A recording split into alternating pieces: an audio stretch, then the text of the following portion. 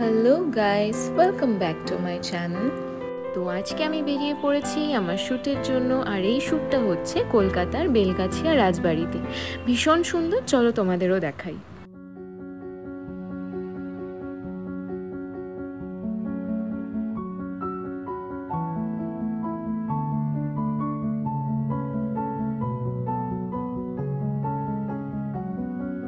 কি বলেছিলাম, খুব সুন্দর না? আমিও ফার্স্ট টাইম এসেছি আর আমার দারুণ লাগছে।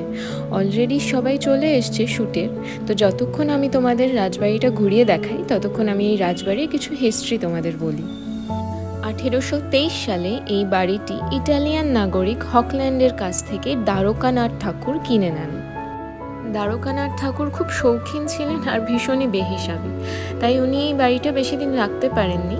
ওনাকে এই বাড়িটা নিলামে বেচে দিতে হয়েছিল। আর আমি যতদূর জানি, সিংহ পরিবার এই বাড়িটিকে কিনে নেন। তারপরে অনেক হাত বদল হয় এই বাড়িটির। তবে এই রাজবাড়ি নিয়ে কিন্তু অনেক মতভেদ আছে। অনেকে বলেন লাগে টাকা দেবে গৌরী সেন। এই যে প্রবাদ বাক্য, এই যে গৌরী সেন তার কোনো বংশধর এই বাড়িটায় কিনেছিলেন। আমি তোমাদের যা বললাম সবই কিন্তু শোনা কথা, যা হয় পুরনো ইতিহাস, লোকমুখে শোনা কথা। তবে রাজবাড়িটা কিন্তু দেখতে দারুণ। একা একা আসলে একটু ভয়ই করতো, কিন্তু এখন টিমে প্রচুর লোক আছে, তাই কিন্তু ভালোই লাগছে। আর এই রাজবাড়ি কিন্তু এখন শুটিং পারপাসে প্রায়ই ভাড়া দেওয়া হয়। কলকাতার বেশিরভাগ রাজবাড়ি কিন্তু শুটিং পারপাসে ভাড়া দেওয়া হয়। তো যাই হোক, তোমাদের সাথে গল্প করতে করতে মেকআপের সময় চলে আসলো। অলরেডি একটা মডেল মেকআপ করছে, তারপরে আমরা করব আস্তে আস্তে। জাস্ট রুমটা, ছাদটা দেখো কত ওপরে। এটা যে ইংরেজ আমলে বানানো বাড়ি, সেটা নিয়ে কিন্তু কোনো সন্দেহই নেই। তোমাদের আরও রুমগুলো ঘুরে ঘুরে দেখাই চলো। এই ঘরগুলো প্রায় ইউজ হয় না বললেই চলে, তবে টিম মেম্বার বেশি থাকলে সবাই ঘরগুলো নেয়। আর কিছু ঘর মেরামত করা হয়েছে, এসি আছে, তাই সেখানে বসে সবাই। এই সুইচ বোর্ডটা দেখো, সেই ছোটোবেলায় আমি কোনো গ্রামে গিয়ে দেখেছিলাম পুরনো বাড়িতে এই টাইপের সুইচ বোর্ড থাকে। এই ঘরটা দেখো জাস্ট, এটাই হালকা হালকা কালার করা হচ্ছে, কিন্তু আমি যখন ঘরটায় ঢুকি মানে অদ্ভুত একটা সাউন্ড, পুরো মনে হচ্ছিল মানে এত পুরনো বাড়ির যদি মেরামত না হতো, সত্যি বাড়িতে এই সময় ঢুকতে কিন্তু ভয় লাগতো। আর এই ছিটকিনিটা দেখো, আগেকার দিনে যেহেতু অনেক বড় বড় দরজা থাকতো, সবাই হাত পেতো না বলে ছিটকিনি অনেক বড় আর নিচে করা হতো। তবে এখানে যদি কেউ রাতে আসে, সে একটু ভয় পাবেই। আমি তো এমনিতেও একটু কম ভয় পাই, বাট তার মধ্যে সকালে এত লোক ছিল, বাট খুব ভালো লাগছিল দেখতে। আর আমি যেহেতু এই রাজবাড়িতে প্রথমবার এসেছি শ্যুটে, আর মেকআপে অনেক সময়ও ছিল, তাই আমি পুরো রাজবাড়িটা ঘুরে ঘুরে দেখছিলাম আর তোমাদেরও দেখাচ্ছি। এই রুমটা কিন্তু একসময় জলসা ঘর ছিল, কারণ সামনেই বড় বেলকনি, আর সবাই এইখানে আমোদ প্রমোদ সব করতো। তবে এই বেলকনি থেকে জাস্ট ভিউটা দেখো, ওপরের ছাদ কিন্তু খসে খসে পড়ছে। আমার দাঁড়াতে একটু ভয়ই লাগছিল কখন খসে না পড়ে যায়, কিন্তু সবাই বললো না, এইভাবেই নাকি টিকে আছে এত বছর ধরে।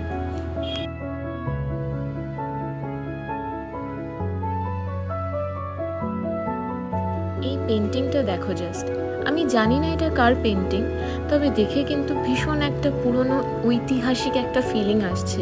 মানে আমরা যখন পুরনো ভূতের মুভিগুলো দেখি না, ঠিক এরকম ঐতিহাসিক একটা ব্যাপার ফিল হচ্ছে। আমার কিন্তু এসব ঐতিহাসিক রাজবাড়ি বা ভুতুড়ে কোনো জায়গাতে গেলে ভীষণ থ্রিল ফিল হয়। তো ঘুরোঘুরি করে অলমোস্ট মেকআপের সময় চলেও আসলো। আমার মেকআপটা অলমোস্ট হয়েও গেছে, আর এখন ব্রেকফাস্টের টাইম। এটা মাশরুম চিকেন স্যান্ডউইচ ছিল, মেকআপও অলমোস্ট ডান।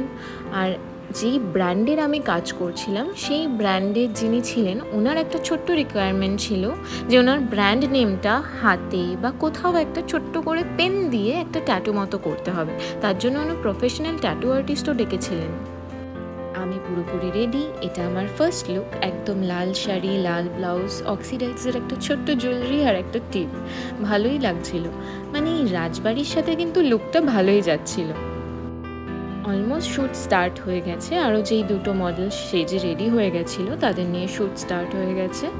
তো আমি আসলাম এখন এই জায়গাটায় যেখানে বেলকনি ছিল, তোমাদের দেখালাম। এই জায়গাটাতেই সাজিয়ে গুছিয়ে শ্যুট করা হচ্ছে। আমাদের এই শ্যুটিং টিম অনেক বড় ছিল, তাই দুদিকে দুভাবে শ্যুট করা হচ্ছিল যাতে তাড়াতাড়ি হয়ে যায়। এই পাশটায় এই মডেলটিকে নিয়ে একটা ভিডিও শ্যুট হচ্ছিল, ততক্ষণে যেই ঘরটা আমি বললাম আসর ঘর, সেই ঘরে স্টিল শ্যুট করছিল। অলরেডি শ্যুট হচ্ছে তাই আমাকে একটু বসতেই হলো। আমি এয়ার কুলারের সামনে বসেছি যাতে সোয়েট না হয়, আর হালকা ঠান্ডা হাওয়ায় আরামও লাগছিল। শ্যুট ফুল ফেজে স্টার্ট হয়ে গেছে, ব্যাক টু ব্যাক আমাদের চেঞ্জেস হচ্ছে, এসে আমরা আবার শ্যুট করছি এক একটা লোকেশন চেঞ্জ করে করে। এই লোকেশানে অলরেডি আমার আর ওই মডেলটা শ্যুট স্টার্ট হয়ে গেছে। আর এনাদের শাড়িগুলো ভীষণই পাতলা হ্যান্ডলুম সিম্পল শাড়ি ছিল। এই লুকটা পিঙ্কের ওপরে ছিল আর আমার ভীষণই ভালো লাগছিল এই লুকটায় নিজেকে। সেই সিঁড়িটা মনে আছে যেখান দিয়ে আমি উঠছিলাম, সেইখানেই এখন শ্যুট হচ্ছে। মোস্টলি পুরো রাজবাড়িটাই আমরা ঘুরে ঘুরে শ্যুট করে ফেলেছি। এই শ্যুট পারপাসে আমার কলকাতার অলমোস্ট সব রাজবাড়ি ঘোরা হয়ে গেছে। That's why I love my job so much. তো শ্যুট করতে করতে লাঞ্চ টাইম হয়ে গেছে, আর লাঞ্চে আমি অর্ডার করেছি chicken mushroom sauce with some veggies আর mash potato. After lunch shoot start হয়ে গেছে, আমার অনেকগুলো লুক হয়েও গেছে, আর এই লুকটা আমার ভীষণ ভালো লাগলো বলে তোমাদের শেয়ার করলাম। দিস ইজ ক্লায়েন্টের একটু রিকোয়ারমেন্ট ছিল পায়ে স্নিকার্স পরে, একটু অন্যরকমের শাড়ি পরে, পোজেস অন্যরকমের দিয়ে এই শ্যুটটা করতে হবে। এতক্ষণ তো শ্যুটটা ভীষণ এথনিক ওয়েতে চলছিল, এখন একটু ডিফারেন্ট ওয়েতে চাই, একটু ইন্দো ওয়েস্টার্ন কাইন্ড অফ। তোমরা দেখতেই পাচ্ছ আমার পায়ে স্নিকার্স পরা আছে, আর পোজেসগুলোও একটু ফ্যাশনেবল হচ্ছে। আমি তোমাদের এর আগে একটা মেনু ব্লগে বলেছিলাম যে ক্লায়েন্টের রিকোয়ারমেন্ট অনুযায়ী আমরা পোজেস বা এক্সপ্রেশন দিয়ে থাকি। ওনাদের কখন কী ধরনের শ্যুটে চাই ওনারা সেটা আমাদের বলে দেন, আর আমরা ওইভাবেই শ্যুটের পোজেস বা এক্সপ্রেশন দিই। তো অলমোস্ট শ্যুট শেষের দিকে, আর এইটা আমার শ্যুটের লাস্ট লুক ছিল। কেমন লাগছে তোমরা আমায় কমেন্ট করেও বলতে পারো। শ্যুটের মধ্যে সব কিছু শেয়ার করা তো সম্ভব হয় না, তাই যতটা পারি তোমাদেরকে দেখানোর চেষ্টা করেছি আমাদের লাঞ্চ, শ্যুট প্রসেস বা যেখানে শ্যুট করি। ভিডিওটা যদি ভালো লেগে থাকে তাহলে লাইক, কমেন্ট, শেয়ার করে দিও, আর যারা নতুন তারা সাবস্ক্রাইব করে দিও।